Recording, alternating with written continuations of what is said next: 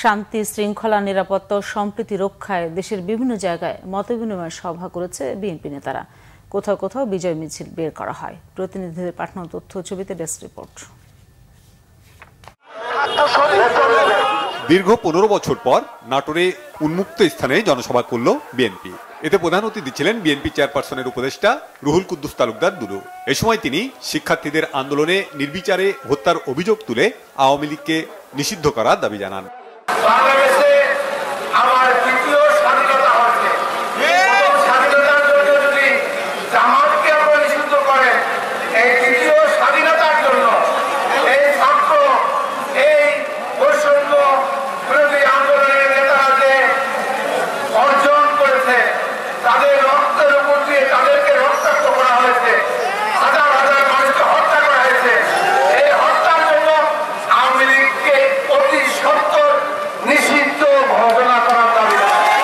সরকারের পতন ও খালেদা জিয়ার মুক্তিতে বিজয় মিছিল ও সমাবেশ করেছে খাগড়াছড়ি জেলা যুবদল।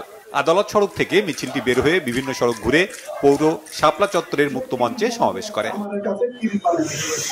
নেত্রকোনায় অপ্রীতিকর ঘটনা এড়াতে ও শৃঙ্খলা বজায় রাখতে উপজেলা প্রশাসনের সাথে বৈঠক এবং বিভিন্ন মন্দির পরিদর্শন করেন জেলা বিএনপি নেতারা।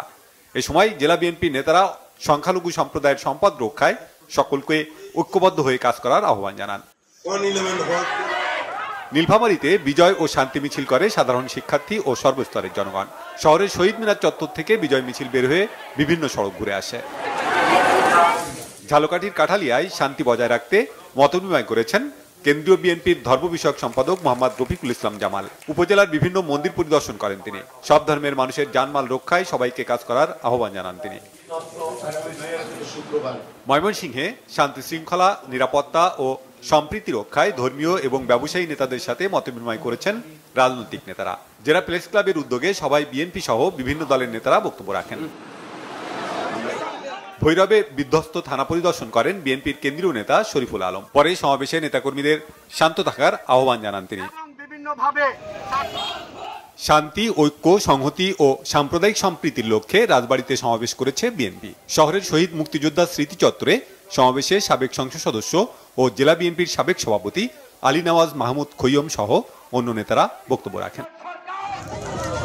বাগেরহাটে সদ্য কারামুক্ত জেলা বিএনপির সাবেক সভাপতি এম সালামকে বরণ করেন নেতাকর্মীরা। Banglavision news desk.